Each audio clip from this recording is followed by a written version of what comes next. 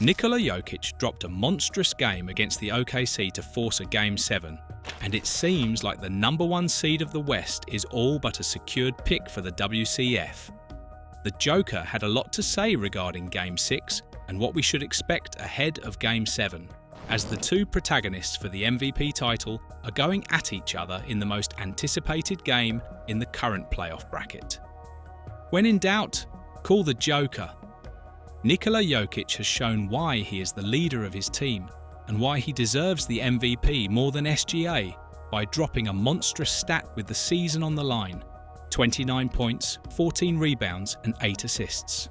Denver was feeling particularly happy on all fronts, and after losing 2 games in a row, they made sure that the #1 seeded OKC was not going to have it the easy way. In the very early stages of the match, the Nuggets jumped to an early 10-point lead over the Thunder. However, by halftime, OKC returned in a strong fashion, leading the game 61-58. But it was obvious that the Thunder were going to have a serious problem in the second half. Jokic's dominance have started, and they couldn't have done anything about it in the first half. The Serbian superstar scored 12 points, 7 rebounds, 3 assists and 2 steals during the first half to keep the Nuggets in the game. And with the 7 rebounds in the first half, Jokic passed Leonard for 40th place on the NBA all-time playoff rebound list with 1,143, and counting. So, as we speak, I believe we have a clear candidate for the MVP. Jokic is currently the leading player in all major stats in the current playoff format. First in points, rebounds, assists and steals. Jokic is now looking forward to Game 7, and when asked as to what is going to determine the winner between these two teams, the Serbian big has gone on to say, "Defense, details, box out, turnovers. That will probably decide the winner." Still, Jokic was adamant that in Game 6, his team made significant progress in something that should be praised by the entire NBA world, as he went on to add, "I think this is the first time we didn't have offensive fouls in the series. That is very helpful." There comes a time when you have to ask yourself, why are the Nuggets where they are? They are playing with Jokic as their superstar, and he has very good support from Jamal Murray and Aaron Gordon, but the contribution from Christian Braun and Julian Strawther came in clutch. The latter has gone on to score 15 points off the bench, including some huge shots in the second half.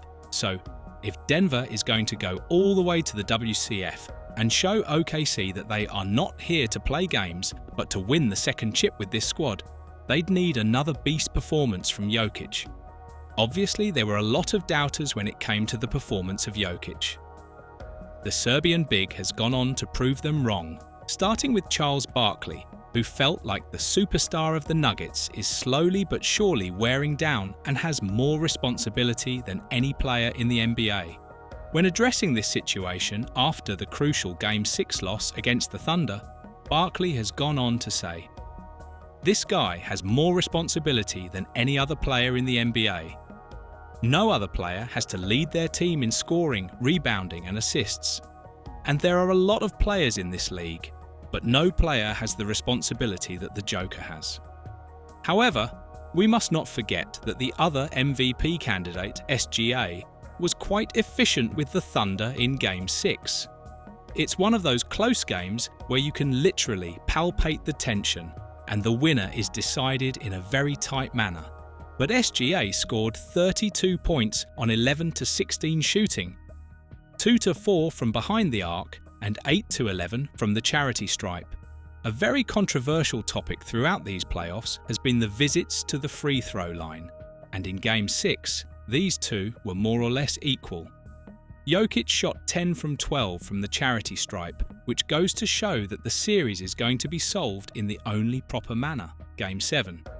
What is the assessment of SGA ahead of the game that could decide whether or not he wins the MVP over Jokic? Obviously, this is what every player dreams of, and this is where the stars shine the brightest. So when talking about it to a greater extent, SGA went on to say, "It's do or die. It's what you live for. It's what you work your whole life for. Either your dream continues or your dream ends." The biggest flaw for OKC was definitely the inconsistency of Jalen Williams. The rollercoaster performance of the guard has given the Thunder a mystery as to whether or not the All-Star selection is something that he deserved, because in times where performance matters the most, we are not seeing the full version of him. Williams needed to support SGA in Game 6 desperately, given the fact that the latter had really popped off for 32 points, but in the fourth quarter, Williams went to blow the layup even with the defense trailing him. His performance was criminal, shooting 3 out of 16 and scoring only 6 points. Yes, 3 steals and 10 assists can account for the proper defense that he's played in this game, but the overall performance of Williams is definitely something that needs proper addressing. When talking about it to a greater extent, even he was well aware that something was off, as he said, "I just hurt us tonight by not making shots. I got to the spots I wanted to get to. They didn't go in. That is how basketball works." So, now that we are headed to basketball's paradise, Game 7, what are some of the hottest talking points that we should be looking forward to? Let's start with Aaron Gordon, and whether or not he will be able to play as pivotally as he did in the first couple of games. In Game 6, it was obvious that Gordon struggled with his game, having only 5 points and 7 rebounds, and in the open court, he was stripped in the open by Caruso, which seemingly hurt him a lot more than the Nuggets fans and Gordon would have wanted. When a player reaches towards his left hamstring, it's something that you never want to see, because it's very important for the series that you're not going to play with 50% of yourself, but 100%. When talking about the most anticipated game in his career and whether or not he's going to be available, Gordon said, "I feel okay, we will see. I'm going to start the recovery process now and make sure I am getting ready for Game 7. Luckily for him, there are 2 days of rest between games for the first time since the 27th and 28th of April, when they had 2 days to rest against the Clippers. Denver are definitely more worn off compared to the Thunder, and, while the rest can sometimes kick you off the rhythm and make you perform utterly badly, it was not the case with the OKC roster. Since the 2-day vacation that I just mentioned against the Clippers, Denver have played every other night with travel thrown in, so the odds are stacked against them. But the fact that they are proven champions and have a lot more postseason experience goes to show that we are going to see a massive performance when it matters the most. The thing that might not suit them is that they are going on an away trip in OKC for Game 7, so they cannot count on the support from their fans in the arena. Nevertheless, Jokic has proven once more that he is here to win and compete, and if there is any stumble across him, he will prove one more time why he is a former MVP and why he deserves to win it this season as well. With all this in mind, who do you have as a winner in Game 7? Let us know in the comments below, and once you do that, make sure to click on the video that appears on your screen right now.